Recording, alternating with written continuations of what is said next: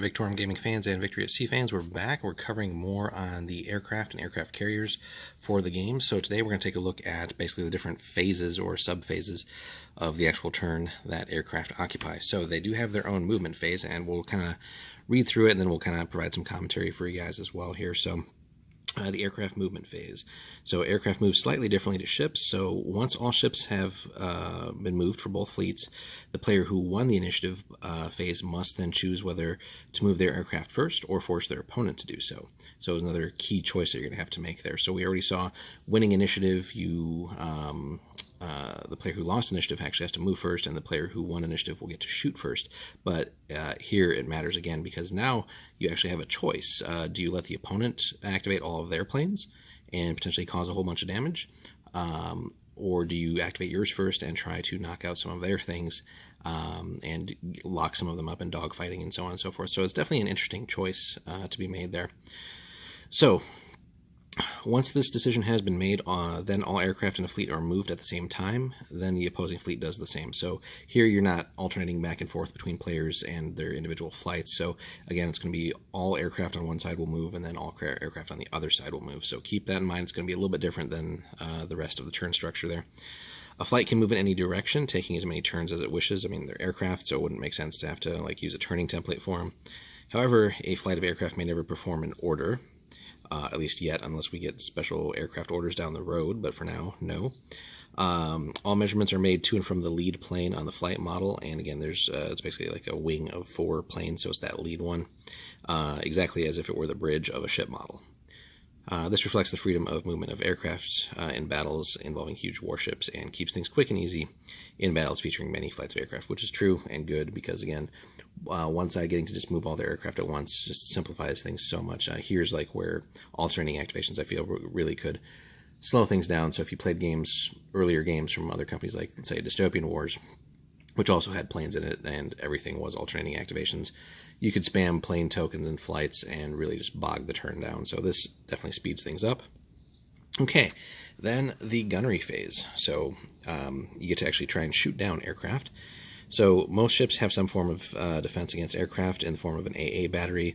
If enemy flights are in range, a ship's AA battery is fired automatically at the beginning of the gunnery phase before anything else happens. So it's a sort of a sub-phase, again, before anything else happens, and it just happens automatically. So positioning with your ships will be cool, but critical to protecting yourselves against aircraft.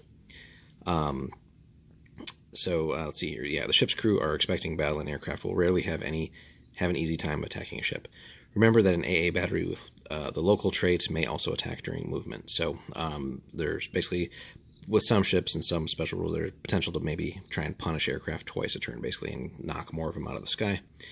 Aircraft may only be attacked by AA batteries and light guns with the DP trait, so the dual purpose. So we saw that on some of the ships, like the destroyers, for example, and other aircraft. When targeting enemy flights, roll the attack dice of the AA battery as normal. These attack dice are never modified, so a key thing to maybe highlight there, never modified. Every 6 rolled on the attack dice will result in a flight being hit and destroyed. So, and it's not the case that, a flight will just absorb multiple hits over and over, and you gotta knock every plane in the flight down. It's just, if you get that hit in, they're gone. Now, we did see with some of the traits, some flights, some planes are a little bit more armored, so it might take 2 hits or even 3 hits, I think, in some extreme cases, to knock certain ones down, like big bombers and stuff like that. So, okay. Then, against a torpedo bomber flight that is in base contact with the firing ship, of 5 or 6 is required to hit and destroy, because they're pretty close to launch those torpedoes and not really jinking and moving all over the place. So that's actually pretty nice, and you'll definitely be desperate to roll some of those 5s and 6s before those torpedoes hit home. So there's that. Now the aircraft, actually we've got a little bit here. An AA battery may freely split its attack dice between multiple flights if desired, but it may never fire into a dogfight, and dogfights we'll cover in just a little bit, actually in a separate video. And that's basically going to be planes engaging planes. But that's pretty cool. So if you have a lot of AA dice and you got a lot of flights coming in, you might want to spread that out as opposed to just chucking everything at one single flight, and definitely increasing your odds of shooting it down. But if you roll a bunch of 6s on that one flight, would have been maybe better to spread those across multiple flights to knock multiple ones down. So that'll definitely be another key decision there. Then attacking with aircraft. So to attack a ship, the aircraft flight model must move into base contact with the target ship model during the movement phase to show that it's engaging that particular ship. Alright, continuing on with the attacking with the aircraft here. So a player may nominate to attack with their aircraft in place of nominating a ship to fire with at any point during the gunnery phase. And when it's their turn to nominate a ship, if a player nominates their aircraft instead of a ship, they attack with all the flights they have in play, regardless of how many different ships they're engaged with. All aircraft attacks are considered to be simultaneous, but for convenience, they're done one at a time, in whatever order the player wishes. To make an attack against a ship, you roll a d6 and basically consult the table below. And then if a flight successfully hits the target, roll damage dice as normal. And basically every ordnance that is carried by aircraft is essentially one shot, which means you'll have to put a rearm token on there once you've used it up, regardless of whether you hit and do damage or not. However, all the flights are considered to have basically enough like machine gun ammo to basically dogfight as much as necessary, which again we'll cover in a separate video. But here we have the chart below. So fighters and bombers hit on a 5-up. Dive bombers seemingly are going to be the best or most effective, hitting on 3s. Kamikazes on a 4, so for all you Imperial Japanese Navy players there, and torpedo bombers also on a 5-up. So, should seem pretty nasty when the planes do damage here, but it's interesting to see that it is going to be at least a little bit more difficult to actually get some hits in with some of the aircraft types.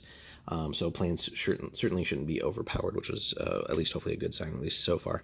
But definitely seems like dive bombers are going to be something that you're going to want to be fielding just to get that damage in. So that is everything for just the basics of moving with planes, attacking ships, and the basically AA phase as well.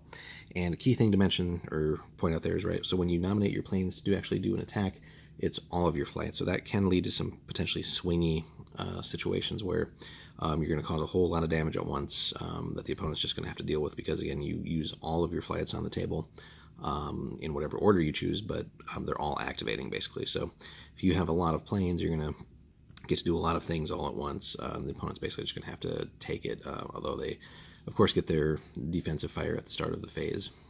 So keep that in mind. So you may want to use your plans early, just before enemies try to tie them up with dogfights and stuff like that. Yeah, so definitely will be interesting to see how much damage planes will actually cause. And again, if your dice are hot, obviously it's going to be more.